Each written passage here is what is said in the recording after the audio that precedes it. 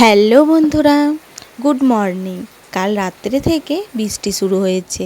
আজ সকালে ঘুম থেকে উঠে দেখি বৃষ্টি পড়ছে, তারপর আবার আরও জোরে বৃষ্টি চলে এসেছে, পুরো মুষলধারে বৃষ্টি। তাই এই বৃষ্টি ভেজা দিনে বাড়িতে খিচুড়ি না হলে জমে কি? তাই বৃষ্টিতে ভিজে ভিজে নিয়ে চলে এসেছে বরমশাই চিকেন।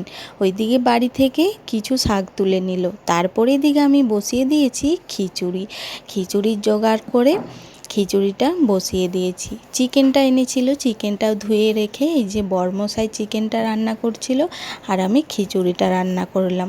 তা কার কার বাড়িতে এই বৃষ্টি ভেজার দিনে খিচুড়ি হচ্ছে বলুন তো, অবশ্যই জানাবেন। আমাদের বাড়িতে কষা কষা চিকেন, খিচুড়ি, তার সাথে ছিল ফুলকপি ডাঁটার চচ্চড়ি। এই যে আমরা সবাই একসাথে বসে পড়েছি, 2 ছেলে মেয়ে, বরমশাই আর ভাইকে ডেকেছিলাম, তারপর খেয়ে নিলাম।